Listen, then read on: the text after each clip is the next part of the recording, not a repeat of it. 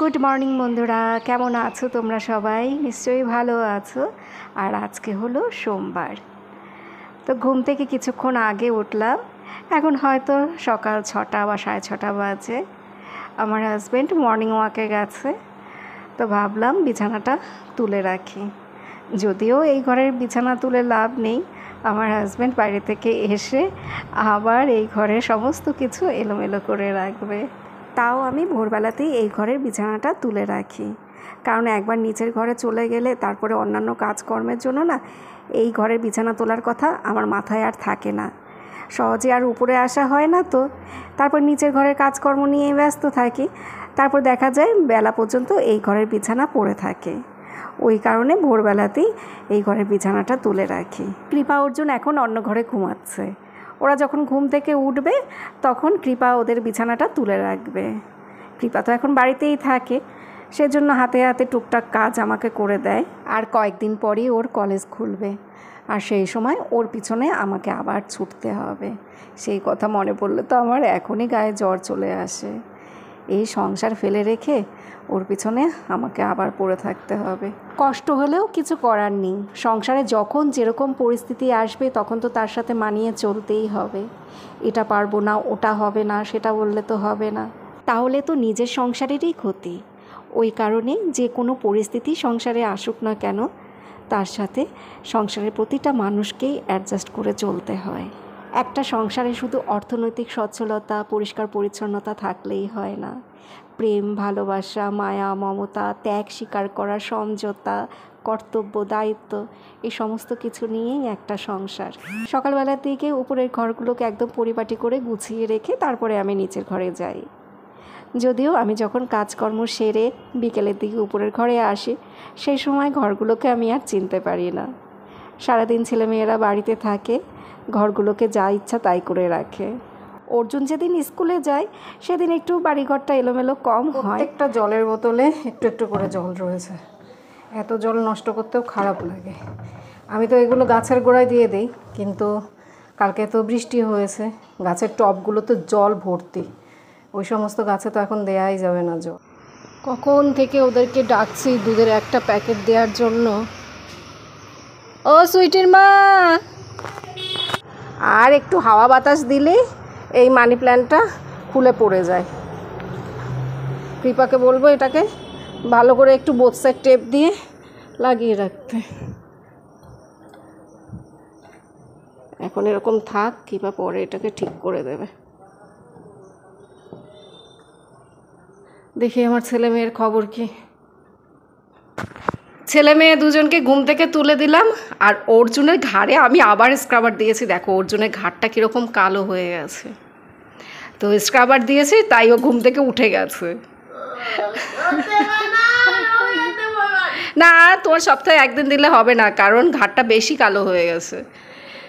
আদৌ উঠবে কি না ওই দাগ, আমি তো সেই চিন্তায় পড়ে গেছি। এই কৃপা, বিছানাটা তুলে রাখিস, টেবিলটা গুছিয়ে রাখিস, বিছানা তুলে রাখবি, ঠিক আছে?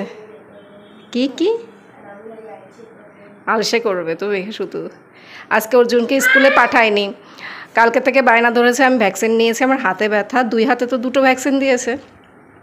তো আমি বললাম ঠিক আছে আজকে আর স্কুলে যেতে হবে না। কৃপার তো হাত ফুলে গেছে, কৃপার এই পাশের হাত ফুলে গেছে, নাড়াতে পারছে না। আর তোরটাও দেখি একটু একটু ফুলেছে। হ্যাঁ অনেক ফুলেছে। ওই ওর বয়সী ছেলেরা তো একটু দুষ্টু হয়, ছোট বাচ্চারা সব, কে কোথা থেকে আবার হাতে হাতে ঘুষি মেরে দেবে, ওই জন্য আর পাঠায়নি। হ্যাঁ তোমরা তো তাই করো, ছেলেরা শুধু গিয়ে মারামারি, হাতাহাতি।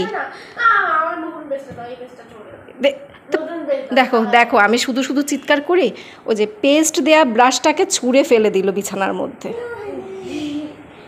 আমি কি এমনি এমনি চিৎকার করি? ওই যে যেখানে পেস্ট পড়েছে ওই জায়গাটা এখন তুই মুছে নিবি, ভিজা কাপড় দিয়ে মুছে নিবি। এটা তো কিন্তু তোর টাস্ক, আমি এটা বলে গেলাম, তুই নষ্ট করেছিস, এবার তুই এটা পরিষ্কার করবি। ধর ব্রাশ করে কিন্তু ওটা পরিষ্কার করে নিবি অর্জুন, এগুলো কিন্তু ঠিক না। বড় হয়েছিস, এখন সবার কথা শুনতে হয়, তুই এখন আর ছোট নেই।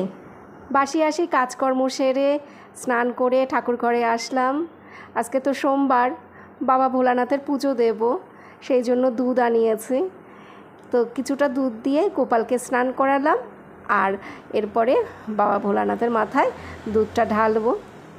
তো গোপালকে স্নান করানোর পরে সাথে সাথে কিন্তু গোপালকে শুকনো কাপড় দিয়ে গা মুছিয়ে দিতে হয়, তা না হলে পিতলের গোপাল তো, ওই পিতলের জিনিসের মধ্যে না সাদা সাদা ছোপ ছোপ দাগ পড়ে যায়, ওই জন্য সাথে সাথে গোপালকে প্রেশার কুকারে না একবারে ফোড়ন দিয়ে ডালটা বসিয়েছে আর তার মধ্যে আলু সেদ্ধও দিয়েছে। কিন্তু একটা সমস্যা হচ্ছে, সেটা হলো প্রেশার কুকারের নবটা না ঠিক নেই। হ্যাঁ, ওটা না ভেঙে গেছে, খুলে গেছে। দাঁড়াও তোমাদের দেখাচ্ছি, দেখো। এবার প্রেশার কুকার যদি বাস্ট করে আমি সেটাই ভাবছি। সাহস করে তো বসিয়ে দিলাম, এইমাত্রই বসিয়েছি, সেই জন্যই কোনো মানে শব্দ টব্দ কিছু করছে না। দেখি কি হয়। ভাতটা বসিয়ে দিয়েই আমি ঠাকুর ঘরে গিয়েছিলাম, আর আজকে এগুলো ধুয়ে দিয়েছি। তারপরে এই যে রান্নাঘরে যে কাপড়গুলো ব্যবহার করি সেগুলো সব সার্ফের মধ্যে গরম জল দিয়ে ভিজিয়ে রেখেছি, আর যেগুলো দিয়ে বাসন মাজি সেগুলো এই যে একসাথে ভিজিয়ে দিয়েছি। এগুলো সব ভালো করে আমি ধুয়ে নেব, এই সিঙ্কের এখানটাতে ধুয়ে নেব। আগে প্রেশার কুকারটাতে সিটি দিই, তা না হলে আমি এখানে কাজ করলে ওটা বাস্ট হয়ে তারপর আমার মাথার উপরেই পড়বে। এত তাড়াতাড়ি মরতে চাই না গো।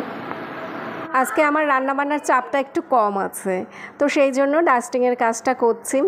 ডাস্টিংয়ের কাজটা প্রতিদিনই আমাকে একটু একটু করে করতে হয়, এটা আমার ডেইলি রুটিনের মধ্যে একটা অন্যতম কাজ। ডাইনিং টেবিলের চেয়ার, তারপরে টেবিল, এগুলো সব ডাস্টিং করব।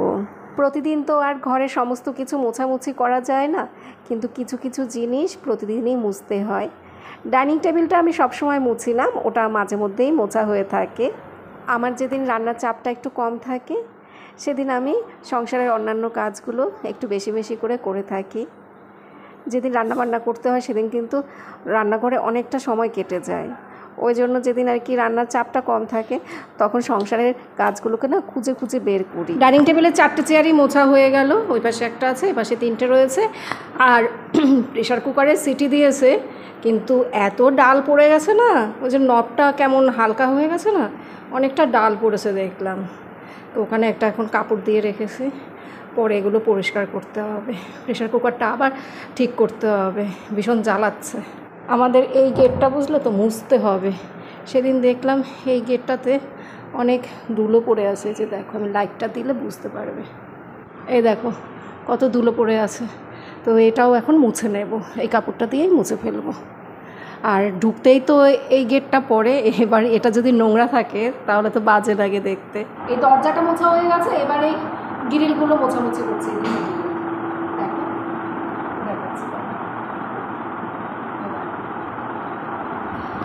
মানে এগুলো যদি 2-3 দিন পর পর মোছা হয় তাহলে ঠিক আছে, কিন্তু সেটা কি সম্ভব? ওই জন্য যখন সময় পাই মাঝে মধ্যে এগুলো করি। উপরের দিকগুলো মোছা হয়ে গেছে, এবার নিচের দিকগুলো মোছা। এই দেখো এখন আর নোংরা নেই, মুছে দিয়েছি। আর এটাও পুরো মোছা হয়ে গেছে। তো এই যে এই জায়গাটায় আগে সেই করোনার সময় জানো তো মাস্ক ঝোলানো থাকতো, এখানে প্রচুর মাস্ক ঝোলানো থাকতো, যাতে বাইরে বেরোবার সময় মাস্কগুলো নেওয়ার কথা মনে থাকে, ওই জন্য চোখের সামনে রেখে দিতাম। আর এই যে এইগুলো, এই হ্যান্ডেলগুলো, এইগুলো জানো তো করোনার সময় আমি স্যানিটাইজার দিয়ে দিনে যে কতবার পরিষ্কার করতাম, কারণ এই গেটটা খুলেই তো সবাই ঢুকতো, ওই জন্য অনেকবার এগুলোকে স্যানিটাইজার দিয়ে পরিষ্কার করা হতো। তো পরিষ্কার করতে করতে আমার সেই করোনার কথা মনে পড়ে গেছে। দেখো এই গেঞ্জিটা কত নোংরা হয়েছে, দেখেছো? ডাইনিং টেবিলের চেয়ারে এত ধুলো পড়েনি, কিন্তু এগুলোতে প্রচুর ধুলো ছিল, এগুলো ধুয়ে ফেলি। মাঝে মধ্যে যদি কসবাইটগুলো একটু গরম জলের মধ্যে ভেজানো না থাকে না, তাহলে একটা বাজে গন্ধ আসে এগুলো থেকে। এটা আর কদিন ব্যবহার করে তারপর ফেলে দেবো।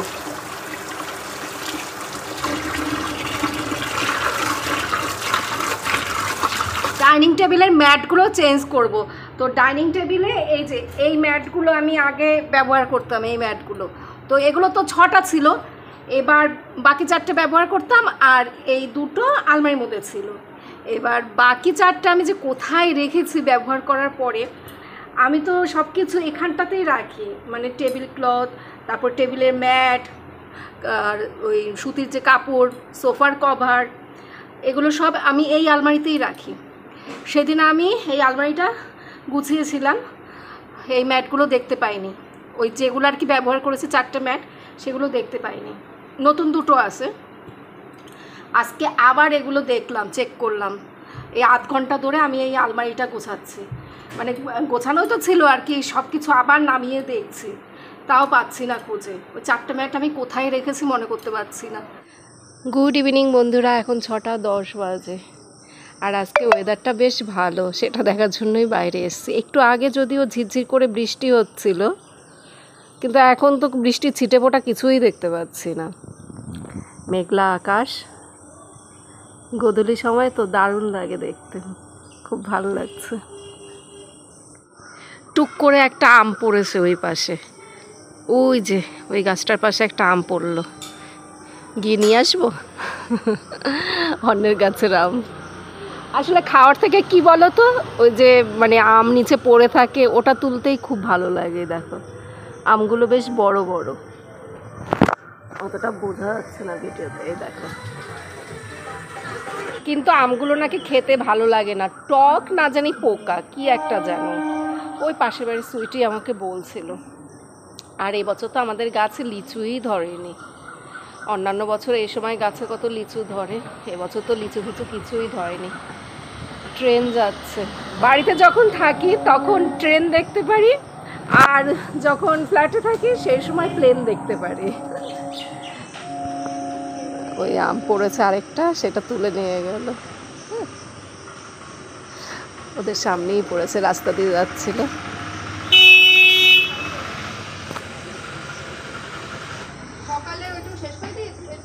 হ্যাঁ, সকালবেলা আমি আম দিয়ে মুড়ি দিয়ে খেয়েছিলাম।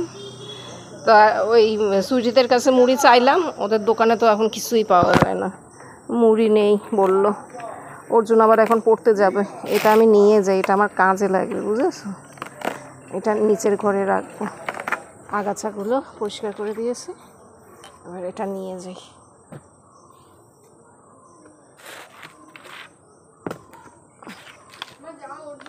নটার বেশি বাজে, আর এখন সবজি কেটে রাখছি কালকের জন্য। ফ্রিজে যেটুকু সবজি ছিল সেটুকু নিয়ে বসলাম। অর্জুন পড়ার ব্যাচ থেকে এখনও আসেনি, অর্জুন আসলে তারপর সবাইকে খেতে দেব, তারপর আমরা সবাই ডিনার করে উপরের ঘরে চলে যাব। যতক্ষণ না আসে ততক্ষণ আমি এই সবজিগুলো কেটে রাখি। যা সবজি আছে কালকে মনে হয় এই সবজি দিয়ে হবে না, কিছু একটা আনতে হবে। এইটুকু ডাঁটা আর 3খানা পটল, গাজর, বিনস, ক্যাপসিকাম এগুলো রয়েছে, এগুলো দিয়ে কালকে চাউমিন বানাবো। এই দিয়ে তো আর তরকারি পাতি হবে না। ডাঁটা দিয়ে কি করব জানি না, কেটে রাখি। পটলও কেটে রেখে দিই। ও মা, এত ধারই নেই, একদম ধার নেই ছুরিতে, কি অবস্থা। ছুরিতে কি করে ধার দেওয়া যায় বলো তো? দাঁড়াও, একটা টিপস দেখি অ্যাপ্লাই করি হয় কি না। দেখি কাপের পেছন দিয়ে ধার দিয়ে দেখি হয় কি না। আমি এগুলো ইউটিউবে অনেক টিপস দেখেছি, আর আমার জায়ের মুখেও মনে হয় শুনেছি। আমার যা না জানি আমার ওরা এক আত্মীয় আমাকে আর কি বলেছিল, মনে করতে পারছি না। কাপের পেছন দিক দিয়ে নাকি ধার দেওয়া যায়। দেখি আজকে অ্যাপ্লাই করে সত্যি সত্যি ধার হয় কিনা। কিন্তু আমাদের কাপের পেছনটা দেখছি একদম মসৃণ, একটু ওই মানে খসখসে টাইপের হলে ভালো হতো।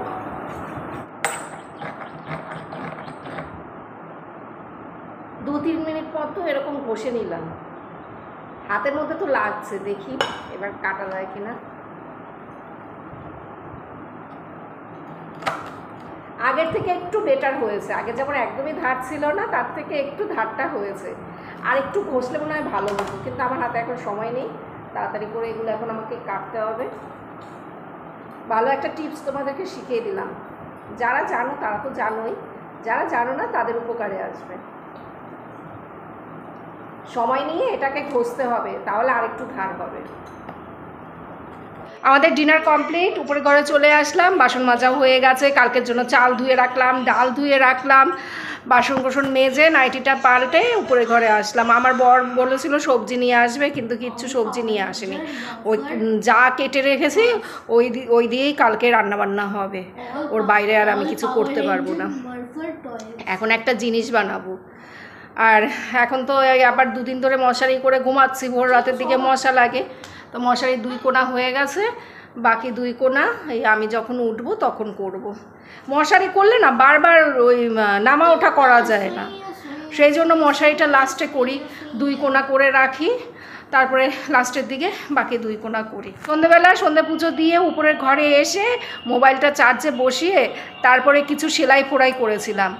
তো এখন তো ওইভাবে আর কি নিচু হয়ে সেলাই ফোড়াই করা বা কোনো লেখা এগুলো করতে পারি না, এত মাথা যন্ত্রণা করে। ওই যে একটু সেলাই ফোড়াই করেছি, সে ভীষণ মাথা যন্ত্রণা করছে।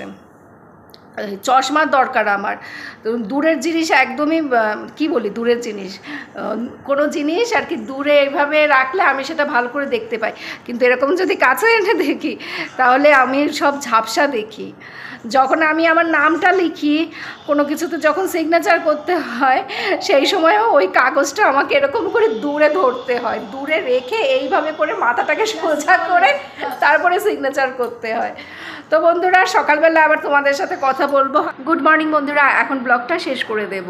তোমাদেরকে কালকে বলছিলাম না যে টেবিল ম্যাটগুলো খুঁজে পাওয়া যাচ্ছে না, তো সেগুলো খুঁজে পেয়েছি। আমি ওগুলো অন্য এক জায়গায় রেখেছিলাম, আর আমি আলমারির মধ্যে শুধু খুঁজেই যাচ্ছি 2 দিন ধরে। 2 বার করে আলমারিটা সেই বারবার করে আমি খোঁজাখুঁজি করলাম কোথায় গেল টেবিল ম্যাট, তারপর আমি খুঁজে পেয়েছি। ওগুলো আমি রেখেছিলাম এই ঘরের খাট, মানে এই ঘরের এই খাটের যে ম্যাট্রেস রয়েছে তার নিচে রেখেছিলাম। আসলে কি বলো তো, ওই ম্যাটগুলো না কেমন যেন ব্যাকা ব্যাকা হয়ে গিয়েছিলো। অনেকদিন যদি টেবিল ম্যাট ইউজ করা হয় দেখবে টেবিল ম্যাটগুলো না কেমন যেন একটু ফোল্ড টাইপের হয়ে যায়, একটু ব্যাকা ব্যাকা টাইপের হয়ে যায়। ওই কারণে আমি ম্যাটগুলোকে ম্যাট্রেসের নিচে রেখে দিয়েছিলাম, যাতে ওগুলো আবার ঠিকঠাক সোজা মতো হয়ে যায়। তো সেই কথা আমার পরে মনে পড়েছে, তার আগে তো আমি 2 দিন ধরে শুধু আলমারিতে খুঁজেই যাচ্ছি। যাই হোক বন্ধুরা, এখন ব্লগ শেষ করে দেখছি। তোমরা সবাই ভালো থেকো, সুস্থ থেকো, সাবধানে থেকো। আবার আগামীকাল দেখা হবে। টাটা বন্ধুরা।